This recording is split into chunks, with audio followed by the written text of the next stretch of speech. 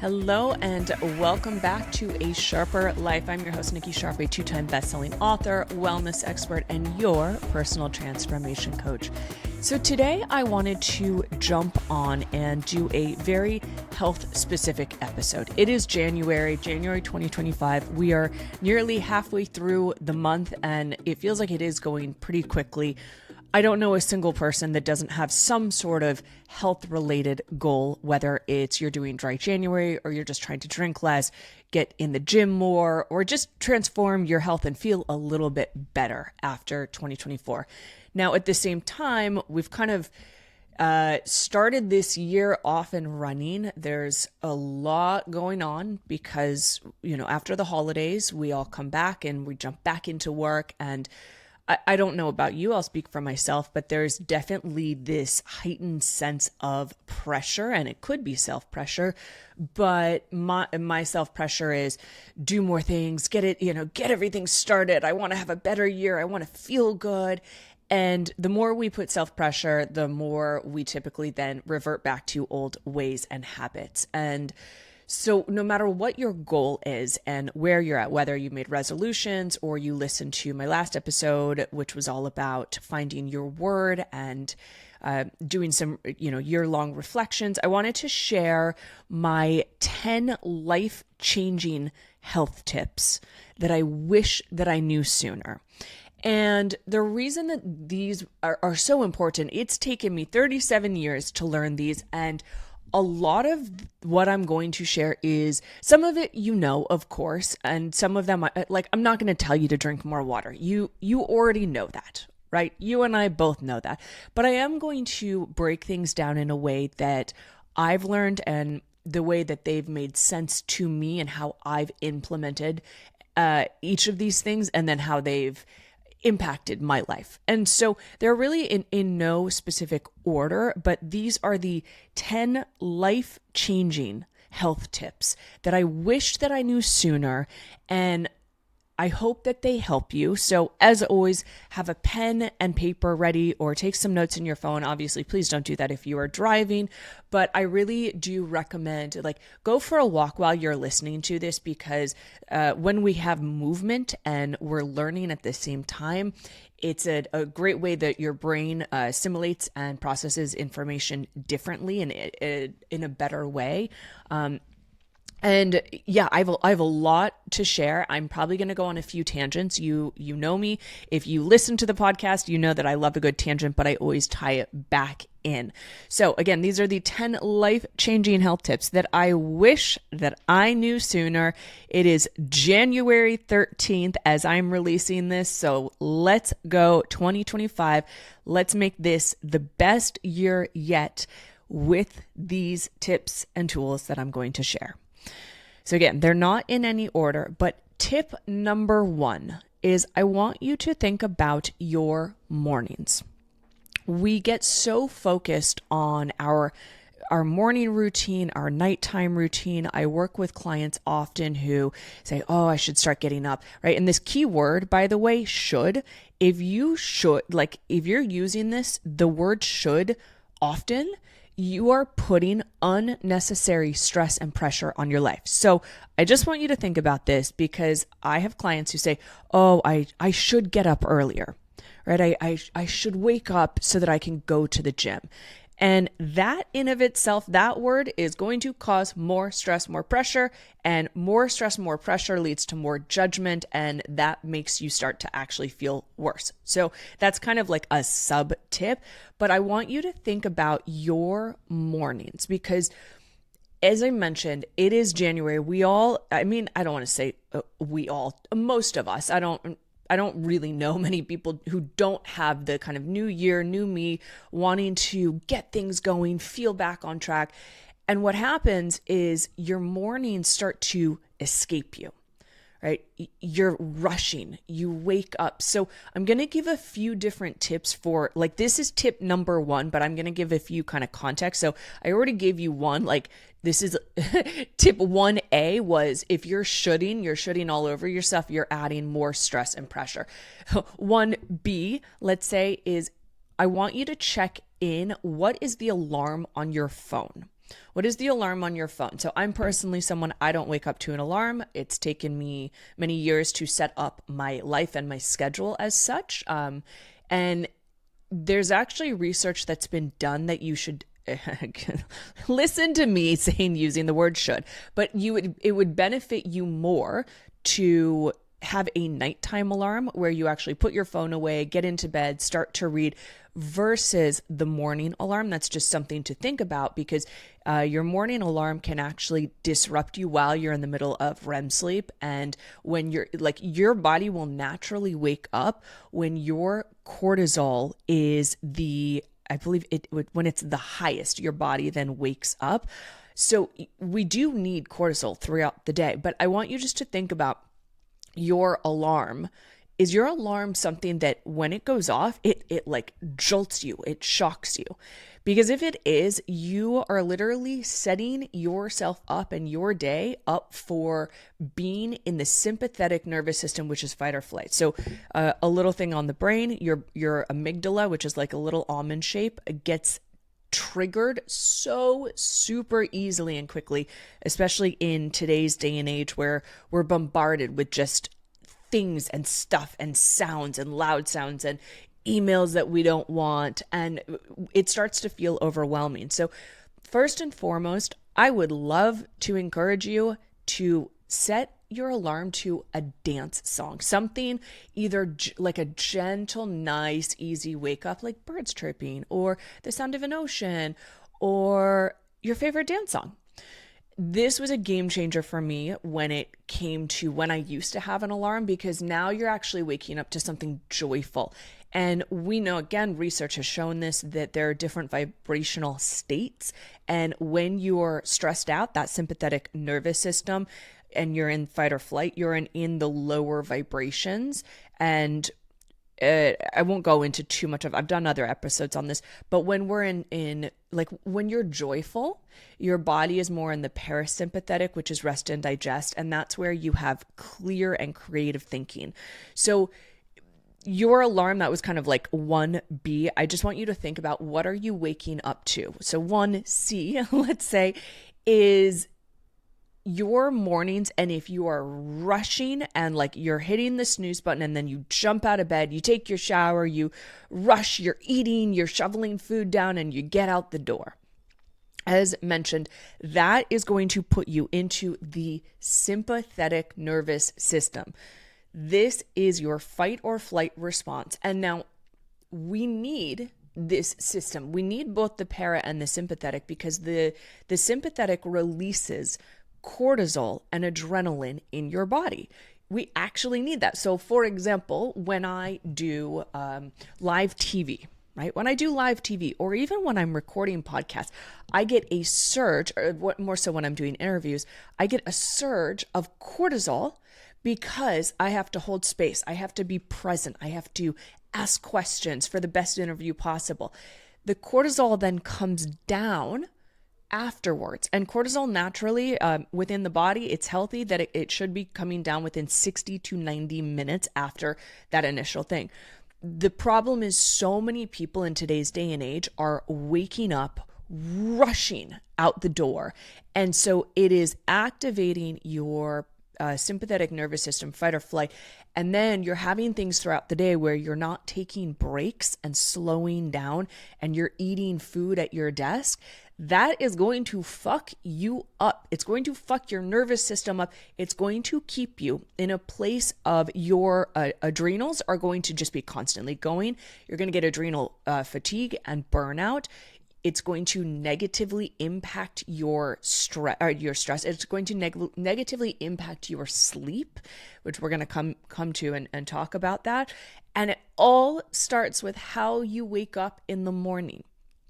So my invitation to you, so my tip number 1 is really have a slow morning, but my invitation to you is change the alarm and see how you can move things around, and really like check in and journal to see, are you rushing out the door and how is it making you feel? Are you feeling more productive? Because what happens is, when we're in that fight or flight for too long, as I mentioned, it reduces your creativity and your ability to make good decisions. So here you are wanting to go work out, go to the gym, have a, healthy body, see results, be good in business, make more money. But if you're in that fight or flight, the sympathetic all the time, which we typically are, you are actually setting yourself up for failure. So my invitation is to slow down, which is counterintuitive to the brain, because the brain thinks that the faster we go, the more you're going to get done, like your to-do list. I'm going to check all the things off. That's going to bring me more fulfillment, more happiness, more money. And it's actually the opposite. So everything that is counterintuitive to what your brain is telling you, that's the invitation. And I'll give you examples throughout this episode.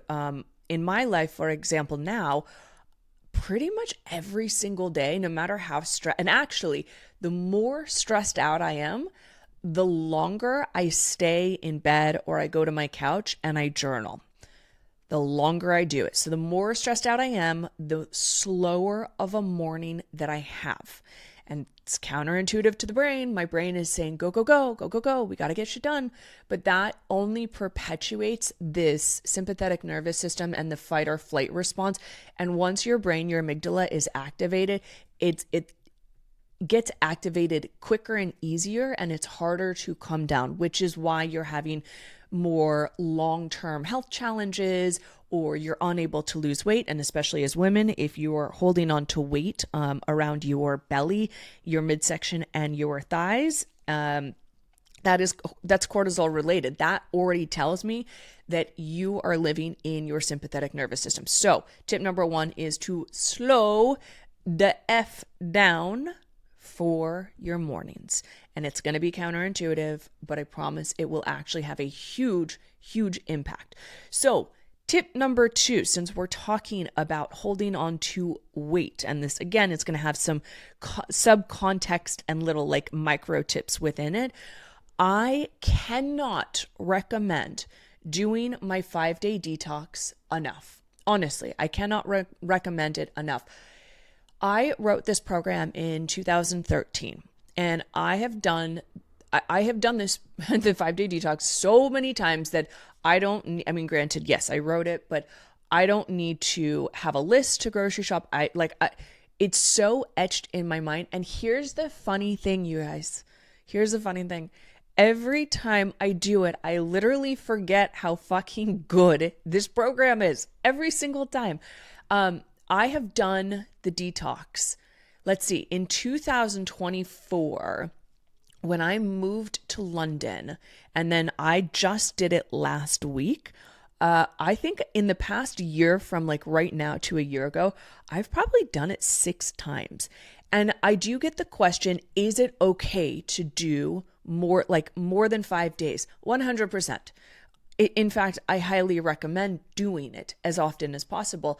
What works for a lot of people is to do it for the 5 days, come off it for the weekend, do it again for the 5 days. And then I would say transition to my second book, which is Meal Prep Your Way to Weight Loss. And that is a 28-day program with over 100 recipes. And I give all sorts of tips and tricks and tools on how to meal prep effectively, how to save money. So between those 2 books, you will see a ridiculous transformation in your body, in your mind, in your sleep, in your skin. And even for someone like me who weight loss is not the goal, I definitely was inflamed, some puffiness just from alcohol, from the holidays, from stress, right? I do get stressed as well. I'm human. And within 4 days, I took my before and after because I had a dinner that night. And this is another little sub-context tip that I want to say. And it's not just with my detox, but it's really with everything. We're looking for progress, not absolute perfection, because there's no such thing as perfection. Perfection is going to screw you up. Why? Because it leads to the all or nothing mentality. The fuck it, diet starts Monday, right? So like I did my detox for 4 days. I started it actually Sunday night a week ago, and then did it Monday, Tuesday, Wednesday, Thursday. I knew that I had a dinner out, so had dinner, had some wine, had a burger, had absolutely no guilt. And I wasn't hungry because it was a bit of a later dinner and a bigger meal. So I did not eat breakfast. I still did my lemon water on Friday. And then I had my detox lunch. And then I decided to come off it. So I essentially did 5 days.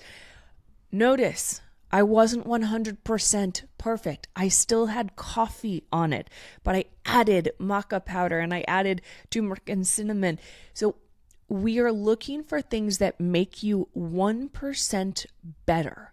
That's where you're going to see the huge shifts and the huge changes, not this all or nothing mentality. And, I want to make just a quick note on like dry January. I'm all for it if you're doing that. And I'm all for it if you're doing hard 75. I'm all for it if you're doing something that works for you. However, what I want to say, there's kind of two pieces. It can, like hard 75 can lead to disordered thinking about food, especially for women. Some people need that challenge. It's a very masculine challenge to be doing. Dry January, I know so many people that do it and come off of it and then go back to the same sort of drinking, if not more heavily. So I really want you to be mindful about why are you doing the things that you're doing. And this is why the 5-day detox works so freaking well.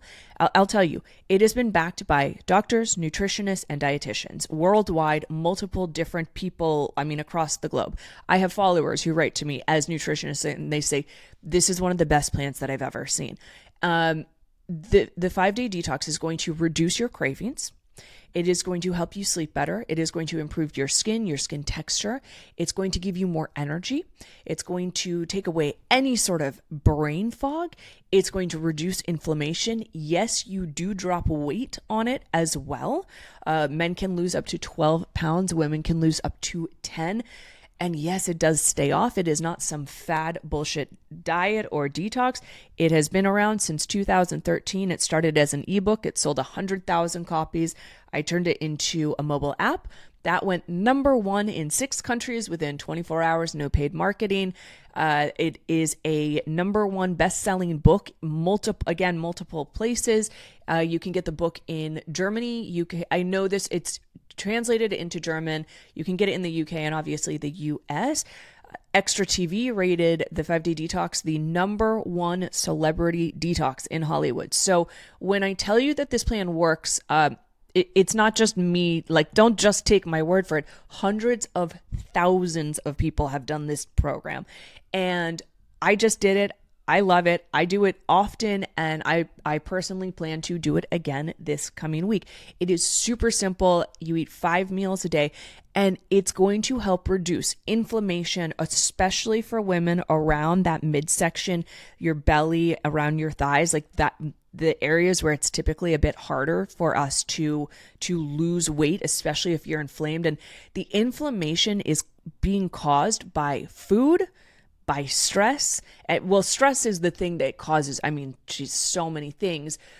The food you eat is basically in response to your stress levels. And of course, we have addictions to salt and sugar and everything.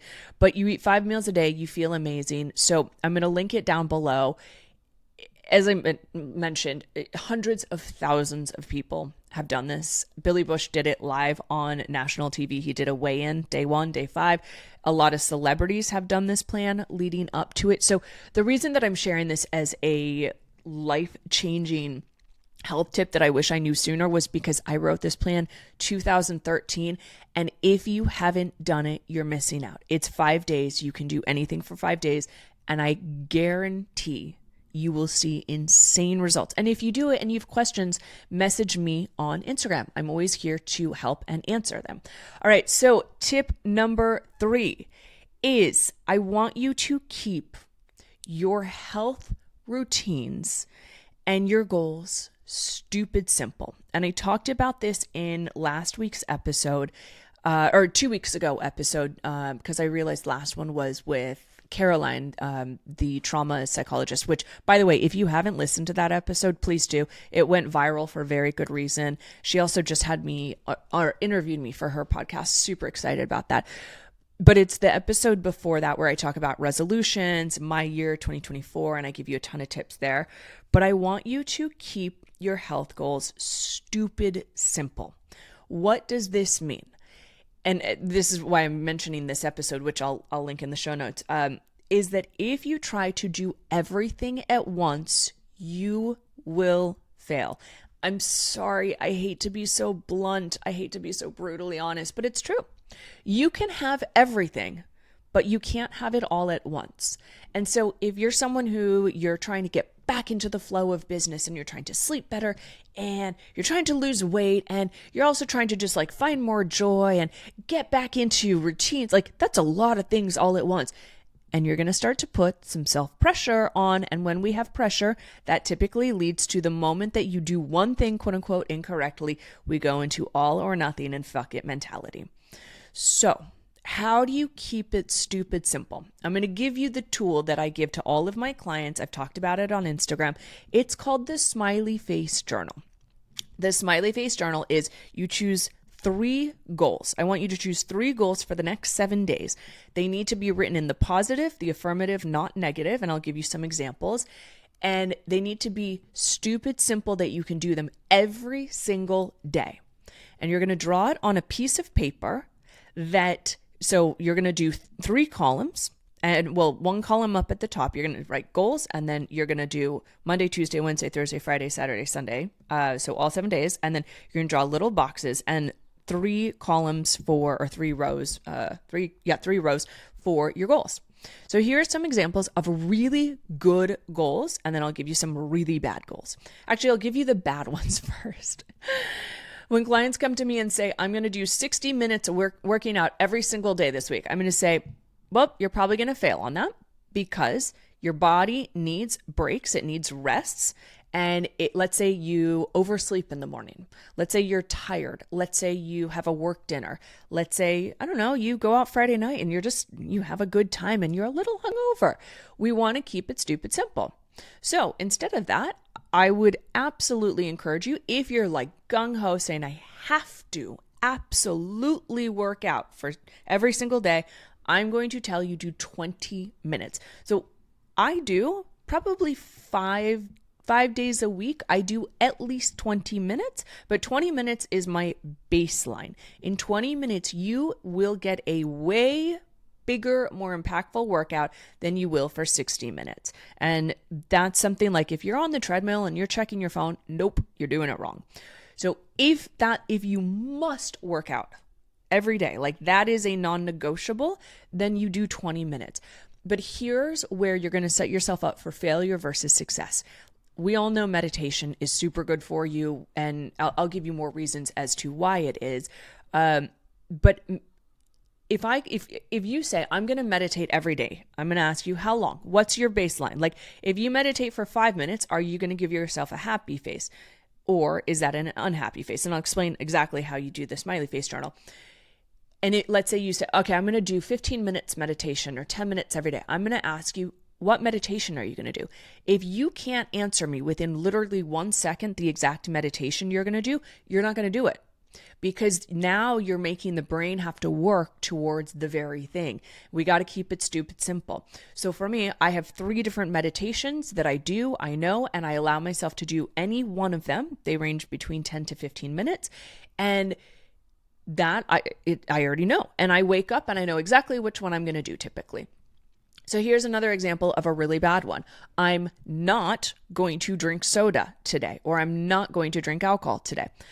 I get it if you're doing like dry January, for example, but we want to put it in the affirmative. And the reason is we're trying to crowd in positive, healthy habits versus focusing on the negative and what you can't have. I don't know about you, but if I tell you to, well, you've probably already done this yourself, like, I'm never having chocolate again.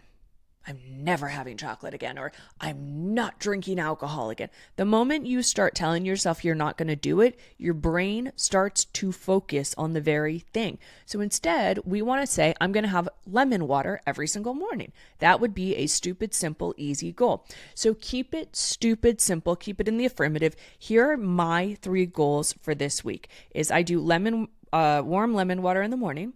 I do a gratitude log, and I do a meditation. Easy. And the smiley face, when you're writing it down, so you choose your 3 goals. If you do the thing that you said you're going to do that day and you want to be able to do it every single day, you give yourself a smiley face. If you don't do it, and you got to be really honest with yourself, if you don't do it, you give yourself an unhappy face. Here's why this works. Because of human psychology. It's like the Facebook thumbs up button, or on Instagram, the heart button, only you're giving yourself that self-acknowledgement. I don't know if you ever had this growing up, but like you would get little stars as a kid on, the chart in school, or maybe your chores. It's sort of the same thing. You're giving yourself self-acknowledgement and you're building up the momentum. So let's say you meditate 4 days in a row, you're more likely to do it again the next day. So that is tip number 3. Keep it stupid simple and try the smiley face journal. It is truly life-changing. Every client of mine, including myself, who does it says that it's one of the best tools out there. The same as the detox. So we have tip number 1 so far is to have slower mornings. It's counterintuitive to your brain, but it's going to help set you into that parasympathetic, which is going to increase your brain power, your thinking capacity, make you better at everything you're doing, help you have more energy. Number 2 is do the detox and really focus. I wanted to add there as well. You can and should do the detox, but at least commit to having 3 colors at 1 meal per day. 3 colors at 1 meal per day. So that's kind of another subcontext for tip number 2. Tip number 3 was keep your health routine and goals stupid simple by using the smiley face journal.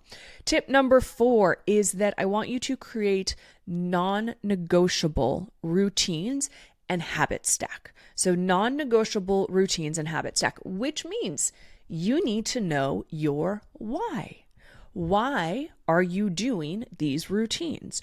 And I'll give myself as the example. My non-negotiable routine is that every night or morning, depending on my schedule, I actually tend to do it in the mornings more, I realized. When I'm journaling, I do my skincare. So I'll put a mask on. I have various tools that I use. They're all like 5 minutes. I have an LED mask. Those are my non-negotiables. Why? Because it's, again, setting me up for success. It's giving me the momentum. It's making me feel good. It's making me feel confident because then my skin looks good and pretty. And it's easy. It's easy to do because now I'm habit stacking the very thing. So I'm journaling or I'm meditating. I'm doing this skincare while I have my slow morning. And I know my why behind it. And my why is all about the slow down, the softness. Like I'm in my soft girl era. And my why really goes back to because I'm selfish as fuck. I want to feel good. And if you've listened to my podcast, you know I talk about this. Being selfish AF is you taking care of you so that you can be the best version of you for other people. I know that when my skin is really good, I feel good. And if I'm feeling good and I've meditated and I've journaled, well, I'm a nicer, kinder person to you. I have more energy to give you.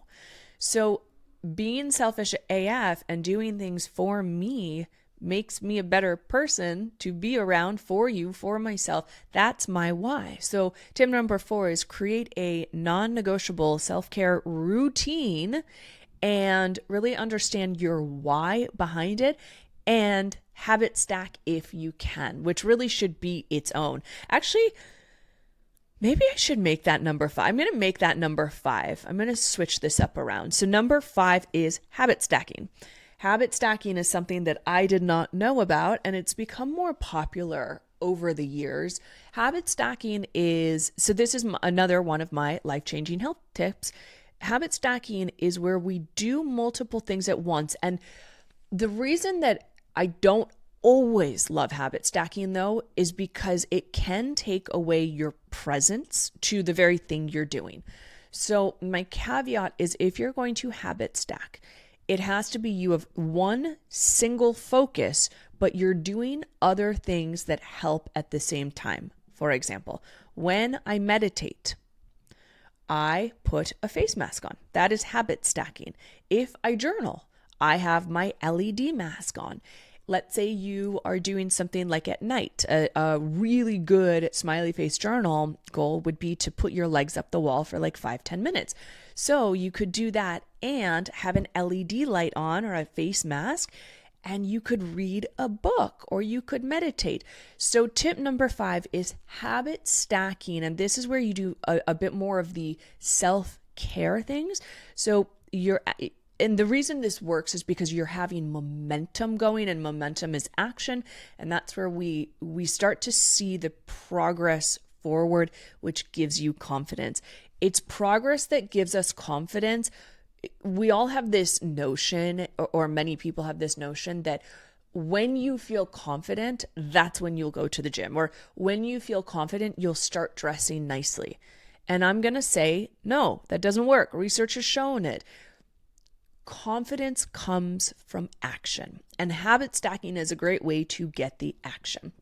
So tip number 6, how you talk to yourself matters. It is one of the most underutilized tips, and I'm going to be really honest here. All of us have a mean voice. All of us have a mean voice. And that mean voice is dictating how you talk to yourself, and how you talk to yourself then becomes the actions that you do, which becomes the results that you have. And this is something that I teach in the Ultimate Transformation Program. Your beliefs, so your subconscious mind, which is 95% of your brain, your subconscious mind has all of these both positive and negative or limiting beliefs that hold you back. So we all have beliefs about money, about finances, about your career, about love, about health. Your beliefs then affect your thoughts, and your thoughts are part of your prefrontal cortex. That's about 5% of your brain. Research and science has shown this. Your thoughts that you think. So I want you to think about what are the things on repeat, the looping thoughts that you say to yourself on a daily basis. Is it a nice voice that's going on in your head, or is it kind of mean, bitchy? Sorry, there's a fire engine going by right now. Is it bitchy or mean? So we all have repeating thoughts on loop, and these are the things that you're saying to yourself, which then become the very words that you say out loud. Like, are you able to accept compliments? Or if someone says, oh, you look really pretty today, or like you have nice nails, or your hair looks great.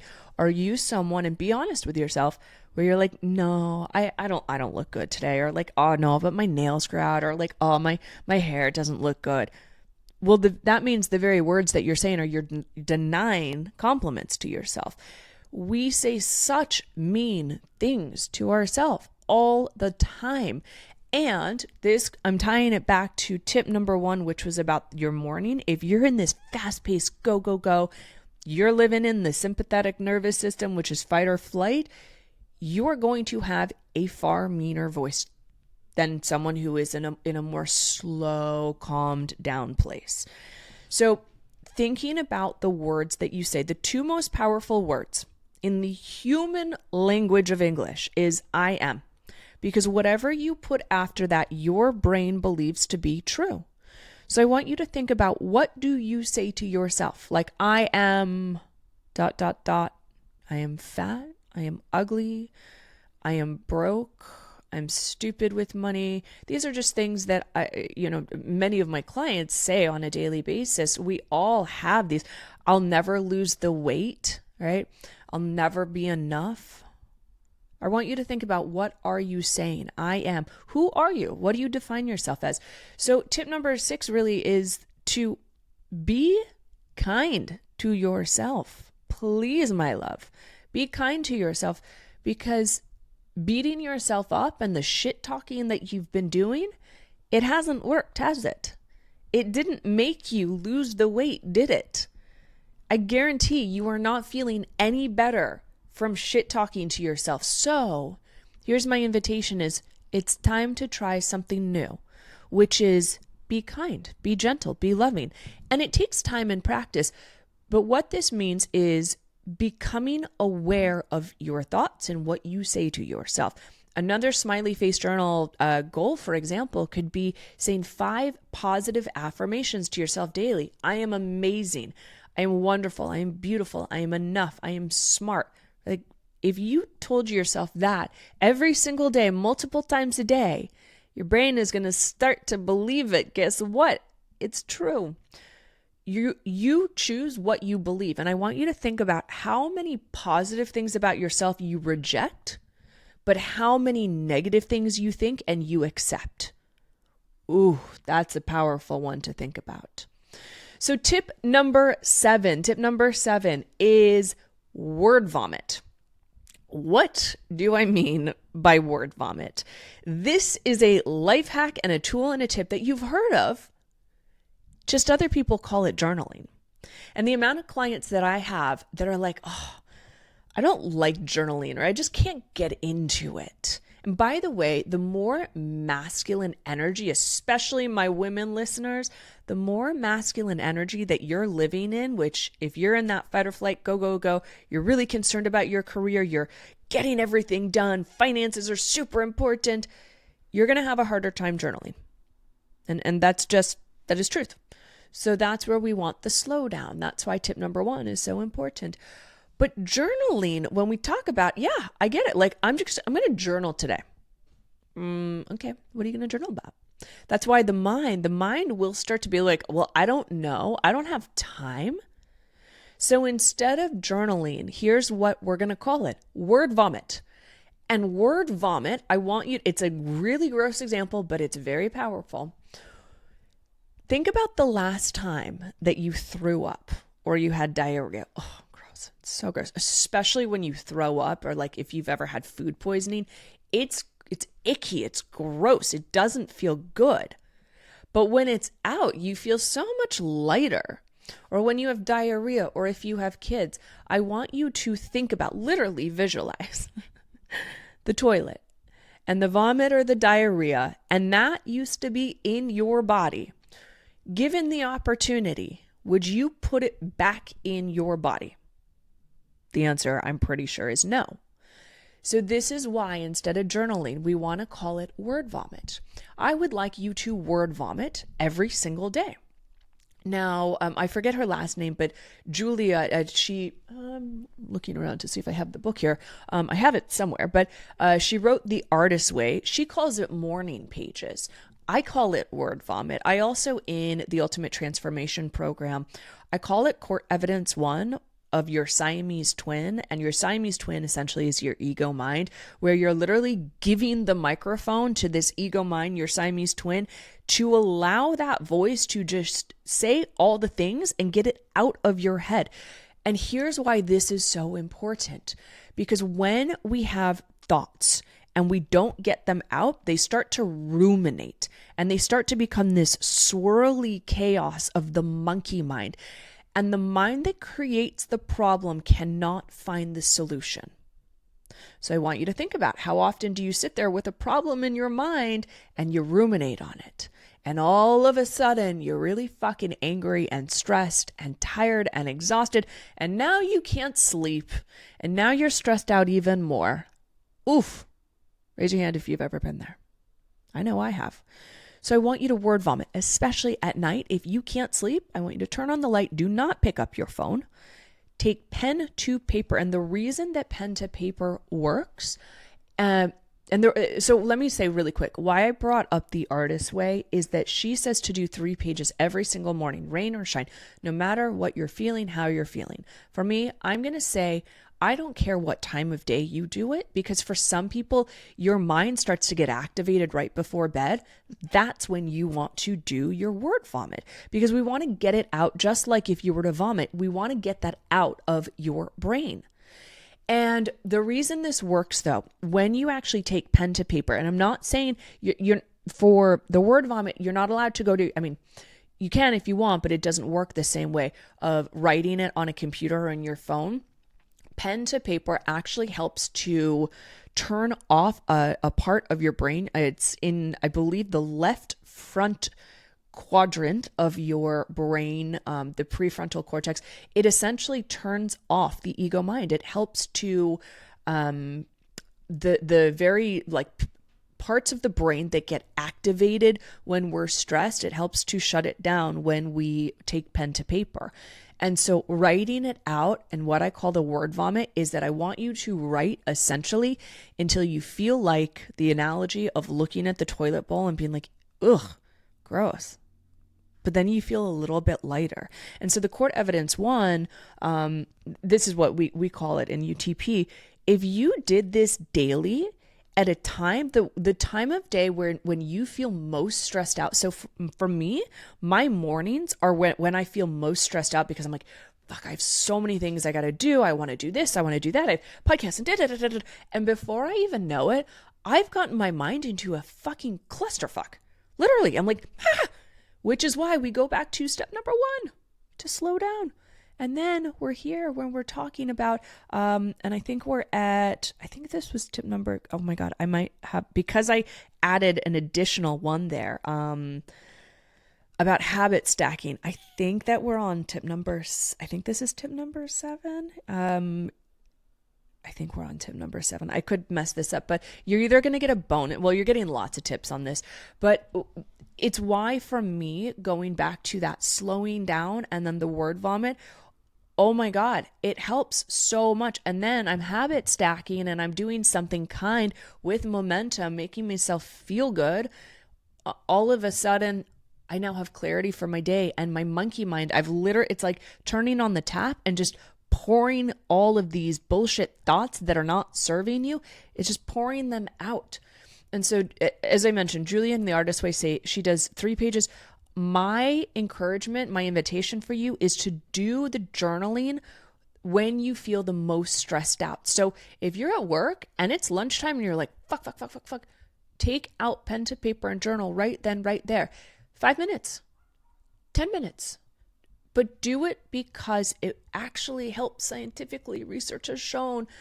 And I'm just here to tell you as well that you can read The Artist's Way. She talks about it. I mean, there's so much data that proves this. But instead of journaling, I call it word vomit. And a great place to start, if you don't know, you're like, I need journal prompts, I don't know what to do. Literally, just say, what am I feeling right now? Are you feeling angry, sad, tired, and why? What am I feeling and why? Okay, so this is going on a lot. I thought this was going to be like a 30-minute podcast, you guys. Shit, sorry. But I'm giving a lot of tips and tricks, so I hope that they're helping. I think we're on tip number 8.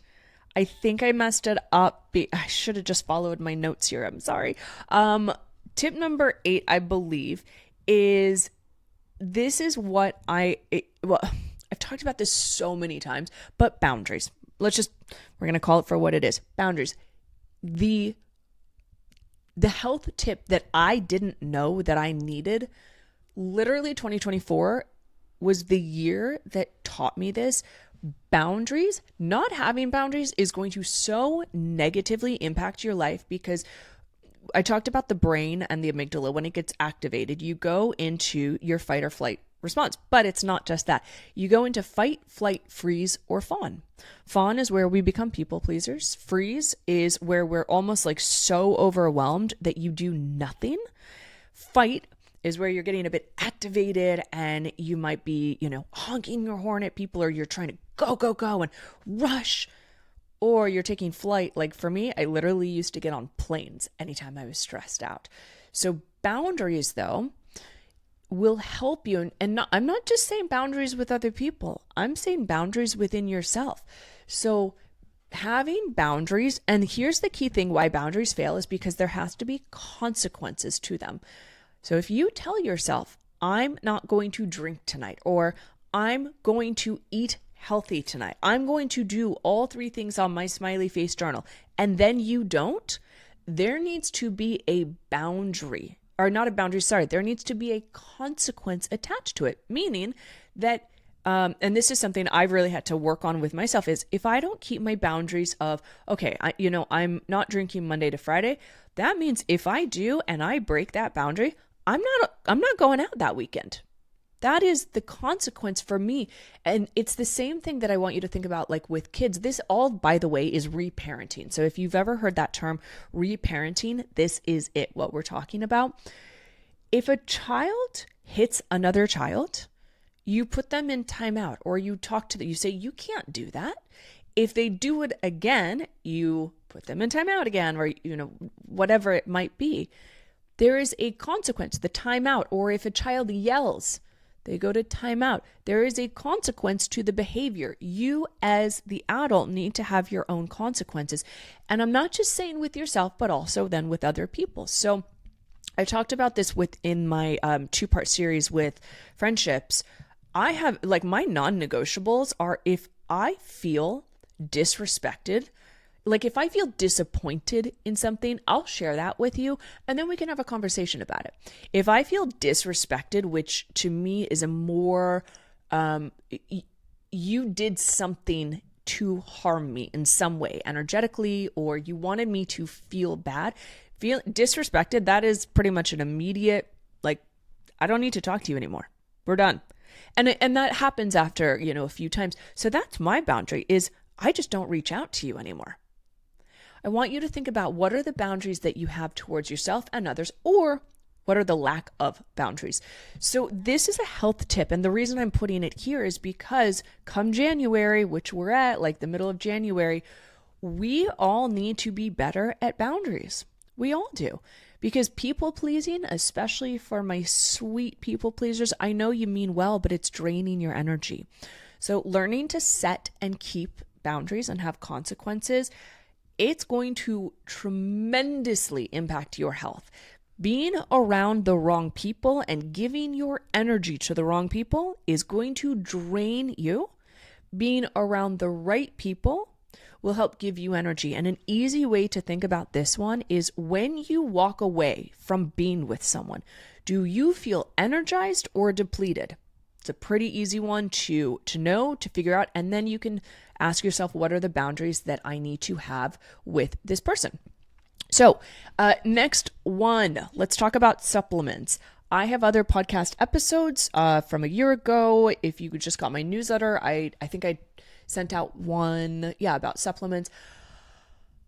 I'm going to say something totally different than what you hear from most people, okay? I want you to be super picky when it comes to supplements. There are so many on the market. I have had a number of health experts and doctors and nutritionists. I've had brain experts, Dr. Daniel Amen. I've had Jim Quick on. I've had Darshan Shah, who created Next Health. I have had so many incredible people. Alyssa Goodman. All of these are like tremendously famous people and very impactful, and they know their shit. And here is the thing. They all tell you, and all of these episodes that I've done, they all tell you different supplements you need to be taking. Like I just did one recently where Dr. Nayan Patel came on and said, glutathione. Glutathione is the thing that you need. And I've been taking it. I can say, yes, it's amazing. I don't believe that there is a miracle supplement for everyone. It depends on what is lacking. So here's going to be the thing, the bigger piece of it. If you want to properly take supplements, you got to go get your blood work taken. Please do not just go to the store because your favorite influencer, including me, because notice what I'm telling you, the opposite of what most people do. They tell you, oh, take this, take the daily greens, take the XYZ. That's great. Like daily, taking greens powder is awesome. You also want to check the ingredients on it. But I want you to be picky as fuck when it comes to your supplements, because people are taking too many. You're taking them year round. You should not be taking a supplement for an entire year. You should take it for 3 to 6 months. I want you to really think about, like, what is it that you want help with? Do you want better quality sleep? If so, focus on supplements that like L-theanine and having magnesium, for example, and valerian, and there's so many, and what is it? GABA is a great one to help, and selenium is another one. So you can find supplements that will help you with your sleep. Are you wanting something for better immunity, like you're getting sick often? And by the way, actually, oh my God, I have so many more tips I want to share. This might be more than 10. I should probably be like the 100 top tips because I've given a lot of tips already. Oh my God, I have so many more things that I want to say on this. I'm switching up my list. Okay, the next one I'm going to talk about is why you're getting sick. And so I'm going to kind of caveat off of this, but the supplements, let me end this one and then we're going to go there. If you're getting sick often, then you want something that's immune boosting. You absolutely want zinc and vitamin C. We're all pretty much deficient, especially during the winter in sunlight. So rather than, for example, like taking vitamin D, which we do need, and a lot of doctors will recommend that, is like, why don't you go out, like London, it's fucking cloudy, it's gray, we rarely get the sunshine. But when we do, I make sure to go outside. And especially during winter, you shouldn't go out in the morning, put your sun out in up, and you don't wear sunscreen. And there's lots of different, I'm not saying don't wear sunscreen, at all, but in the time frames where you do need vitamin D.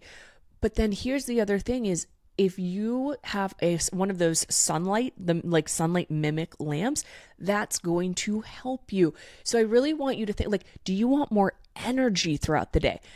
So before you go and get all the different supplements, I literally get choosy, get picky, and ask yourself, what is the most important thing that I want now? Do you want better brain cognition? If you want better brain cognition, that's going to be you're going to want more of the lion's mane and the adaptogens. So it really depends. If you don't take all the supplements, you guys. And which this goes back to my tip number 2, focus on food as first and foremost. Do my 5-day detox before you go and buy supplements, please. But be picky and choosy with your supplements and get very picky when it comes to what is the number one goal that you have, and then get your supplements based on that. Okay, so we've talked about boundaries, we've talked about supplements. My next tip that I was going to give, and this is my 10 life-changing health tips that I wish I'd known. I have so many more. Oh my God. I'm trying to, let's see how much, we're at 52 minutes. Fuck.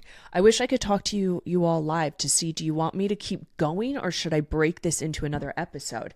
So hard. Cause once I get into these podcast episodes, you hear it, I really get into them. Oh God, I have so many. Okay. Just focus, Nikki. I'm going to give you another tip though. A life-changing tip that I wish I knew sooner. And this kind of ties in a lot of these together.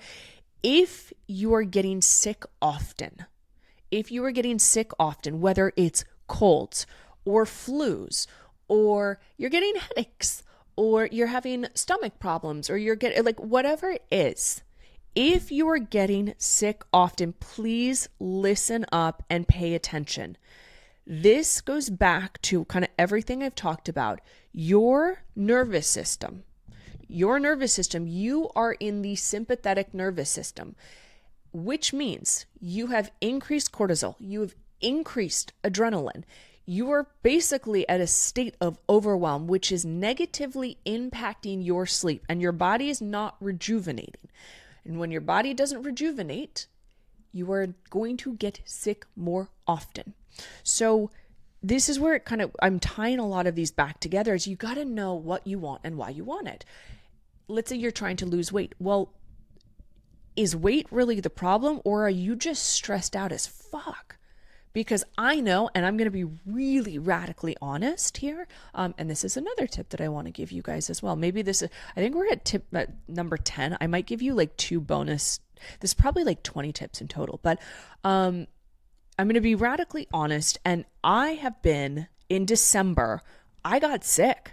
I had one of the most stressful 30 days from November 19th until December 19th. And actually it went to about December 21st. I had such crazy stress happen from a variety of reasons, friendships ending, dealing with greedy people, I mean, my God, it was a lot of stuff. The weather, it's getting darker. I ended up getting sick for about 2 weeks, and it sucked, and it was horrible, and it didn't feel good. And guess what happened? I then got better, and then I fucking got sick again, and I got a cold. And this time it's a little bit more of just like a cold. Last time I lost, or not I lost, but I had a lot of brain fog. It was bad. And I know exactly why. And it was too much stress and trauma for my body to handle all at once. But I just got sick again. So I'm being really radically honest with myself and checking in to be like, why is that the case? Well, it's because I came back on Instagram. So I took a 3-week social media break, and I've been back on Instagram. The LA fires have been happening. So I find myself laying in bed at 10:30, checking all the stories and the news. Well, we know that your phone and technology negatively impacts your sleep. It negatively impacts your sleep. So here I am doing the very thing that I tell you all not to do. Yay, Nikki. But remember what I said? I think it was tip number 5 or 6 or 7. Be kind to yourself. So I could very easily be like, oh God, stupid. I can't believe you did that again.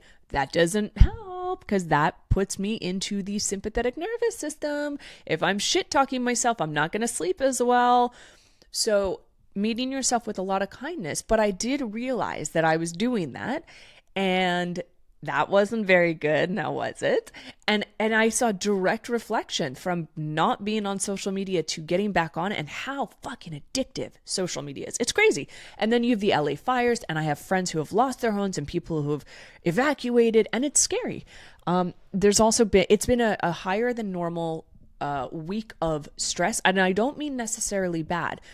I was talking about cortisol and adrenaline, like when I do podcast interviews, especially when I'm interviewing someone, that my adrenaline increases, my cortisol increases. It's the stress hormone. It literally helps us move through things that can be stressful. But I did an interview, an amazing, amazing interview. We did our Ultimate Transformation program. I was interviewed. Caroline came to my house to do that. I had the UTP teacher training. I mean, it's been a lot of stuff this week, on top of the fires, on top of social media. Well, then I stopped sleeping as well, because my adrenaline wasn't going down quick enough, and I was keeping myself activated because of stress, because of it was too much stuff. So then I'm not sleeping, and then I got sick. So that's the invitation to, again, slow down. Tip number 1, to do my detox again, because that is nourishing food, and all of the foods that you eat in the detox will, if you're feeling sick, like, it will help you. So I want you just to think about, if you are getting sick often, and this, by the way, like, this is the season that we do get sick often, but you're going to get sick if you're stressed out. So if you're not stressed out and you're like calm and cool as a cucumber, and like you're having your easy mornings, like, that was another thing. I realized that starting to feel like getting sick, I was like, oh, okay, that's the invitation to slow down, right? To slow down. So I'm going to I think that I've gone like way over 10 tips here. I'm going to give a few more really quick ones. Because now I'm like, I want to go into detail on them. I want to just talk about your phone really, really quickly. And this is like tip number, I don't know, either number 11 or like 25 at this point. Your cell phone is one of the most addictive things